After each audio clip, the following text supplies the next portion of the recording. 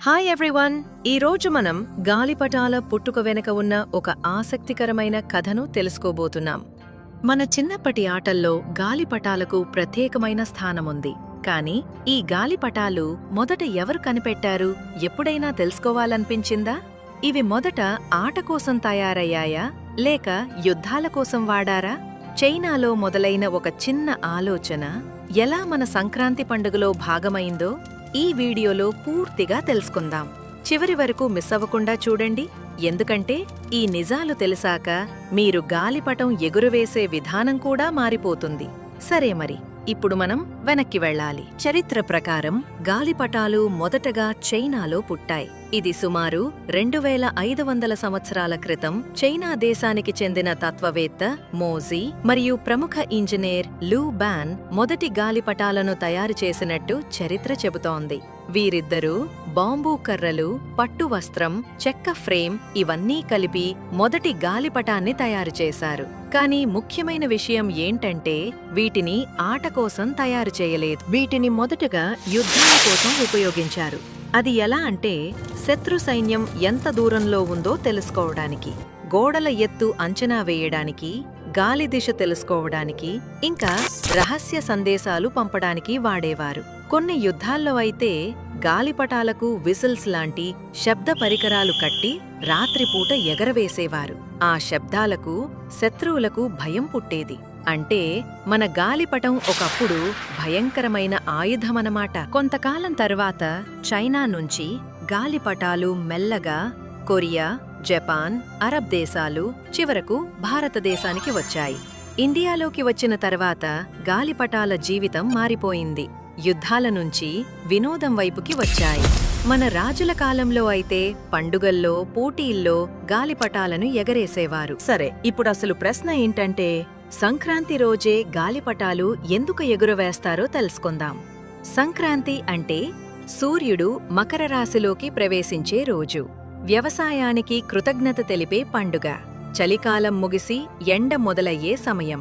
కాబట్టి పెద్దలేం చెప్పారంటే ఎండలోకి వెళ్ళాలి, శరీరానికి శక్తి రావాలి, ఆనందంగా కలిసి ఉండాలి. అందుకే టెర్రేస్ మీద, ఆకాశం కింద రంగుల గాలిపటాలను ఎగురవేస్తూ సంతోషంగా ఉండాలని ఈ సాంప్రదాయాన్ని మొదలుపెట్టారు. ఇది కేవలం ఆట మాత్రమే కాదు, ఆరోగ్యం, ఆనందం మరియు సాంప్రదాయం కలిగిన పండుగ. అందుకే గాలిపటమంటే ఒక ఎమోషన్.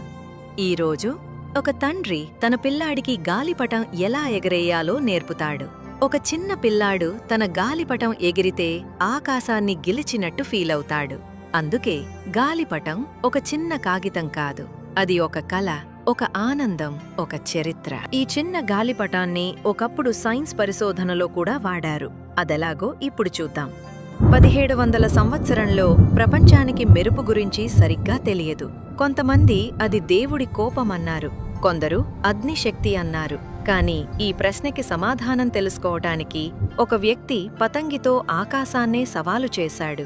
అతనే బెంజమిన్ ఫ్రాంక్లిన్. అతను ఇలా అనుకున్నాడు, మెరుపు కూడా విద్యుత్తే కావచ్చు అని. అందుకోసం 1752వ సంవత్సరంలో ఒకరోజు వర్షం పడుతున్నప్పుడు మెరుపులు మెరిసే రోజున ఫ్రాంక్లిన్ చెక్క ఫ్రేముకి పట్టు దారంతో ఒక ఇనుప తాళాన్ని కట్టి ఒక పతంగిని తయారు చేశాడు. పట్టుదారం ఎందుకంటే నీరు పడినా పట్టుదారం అంత త్వరగా కరెంటు తన శరీరానికి చేరకుండా ఉంటుందని. ఆ తర్వాత పతంగి గాల్లోకి ఎగిరినప్పుడు మేఘాల్లో ఉన్న విద్యుత్ ఛార్జ్ దారం ద్వారా ఇనుప తాళం చెవికి చేరింది. ఆ తాళం చెవి దగ్గర చిన్న చిన్న స్పార్క్స్ కనిపించాయి.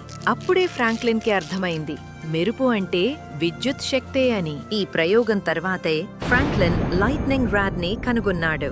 దీనివల్ల పెద్ద భవనాలు, గుడులు, కోటలు మెరుపు నుంచి సురక్షితంగా ఉండగలిగాయి. ఒక చిన్న పతంగి, ఒక తాళం చెవి, ఒక మెరుపు, ఇవన్నీ కలిసి ప్రపంచానికి విద్యుత్ రహస్యాన్ని నేర్పాయి. చూసారా, ఒక చిన్న గాలిపటం కూడా ఎంత పెద్ద రహస్యాన్ని బయటపెట్టిందో. మన చుట్టూ ఉన్న చిన్న చిన్న విషయాలే రేపటి గొప్ప ఆలోచనలకు దారితీస్తాయి. కాబట్టి గమనించండి, అడగండి, ఇంకా ఎక్కువ క్యూరియస్గా ఉండండి. ఇలాంటి ఫన్ అండ్ స్మార్ట్ కథలతో మళ్ళీ డూలాలీ కిడ్స్లో ఇంకో వీడియోతో కలుద్దాం. అప్పటి వరకు స్మైల్ చేయండి, లర్న్ చేయండి, డూలాలీగా ఉండండి.